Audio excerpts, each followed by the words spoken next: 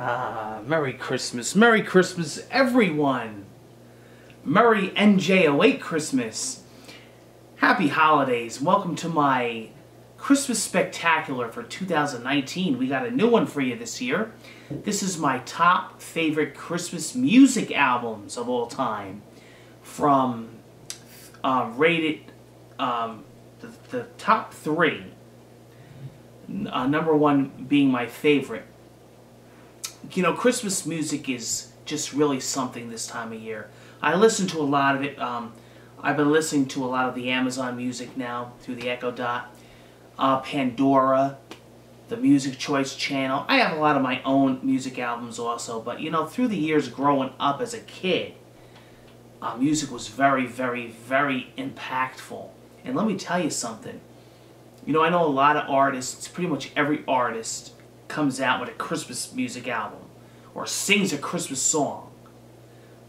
But you know what?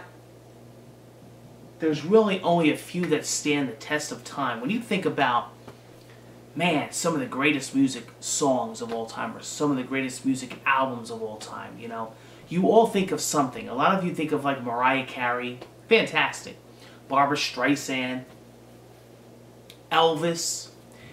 Man, you know, I could sit here and talk about great Christmas music forever. We could do a 2-hour podcast. I'm going to do my personal top three of what meant to me growing up, okay? And we're going to start off right with the bat with number three, a very Clay Aiken Christmas. Wow. Now, when he got second place on American Idol Season 2 with Ruben Studdard, I was depressed for months. Very depressed. I actually had to go on medicine because I wanted the great Clay Aiken to win. But let me explain. When Clay Aiken came out with his Christmas album,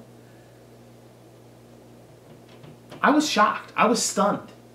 I mean, I may have been a Clay Aiken fan before, but when I heard him sing Christmas music, this was off the chain. This was off the shiznit.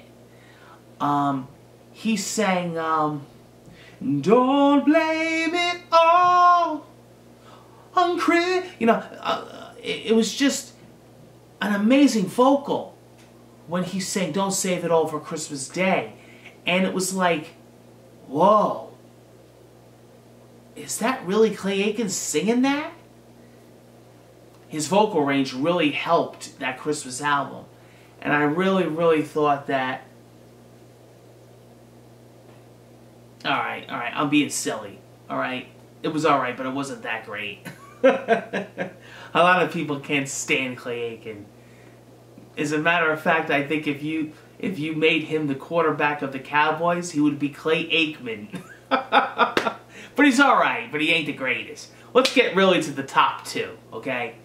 The top two definitive Christmas albums of all time, in my opinion, are coming in at number 2. Boom, boom, boom, boom, boom, boom, boom, boom, boom, boom, boom. Now listen, mind you, I was up all night thinking who could be number 1 and who could be number 2, because honestly, I could not decide. Either way, each of these albums could be number 1, because I think they are so important to the Christmas music industry.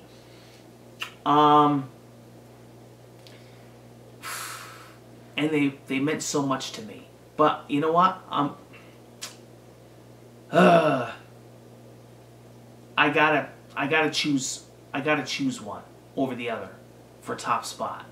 So even though I think it could really go either way, these two albums are freaking unbelievable. And you know what? You guys would, it may be, you know, before your time, but trust me, these vocalists are unbelievable.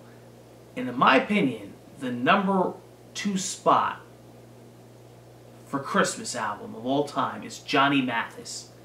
When I first heard Johnny Mathis singing Christmas music, my parents would play it constantly through like November through December. And on Christmas Day, they would blast Johnny Mathis Christmas. Matter of fact, we had the old Panasonic giant camcorder. And my parents would just walk around with that thing during Christmas. And if you listen in the background, you'll hear Johnny Mathis Christmas always playing. But anyway, he's such an unbelievable vocalist. And his Christmas music really, really was something. And he had that voice. He had that voice that was so unique that you could really stand him out within 1,000 singers and point him out.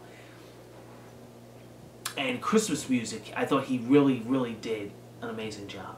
Let's go right to number one. I think the most number one Christmas duet singers, hint, hint, of all time, and number one Christmas album of all time is Kenny Rogers and Dolly Parton.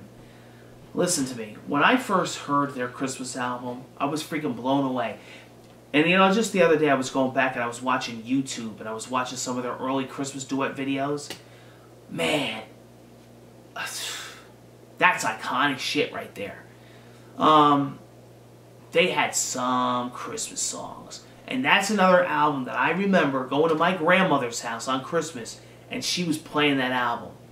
And I remember as a kid not knowing shit, saying to myself, wow, who's that? And my parents saying, that's Kenny Rogers and Dolly Parton. And I said, man. And as I grew up, you know, I loved it more and more. And now I go back and I listen to it. And it's funny, too, how like certain smells and certain sound triggers remind you of memories. And when I hear those songs, I think of memories as a kid growing up on Christmas Day. And like I said, it was Johnny Mathis, Christmas. And it was Dolly Parton and Kenny Rogers, and that's why they are my number one Christmas albums of all time. And, you know, we got to fit in Clay. We got to fit in the old Aiken. You know, he's got a part of it. He really does.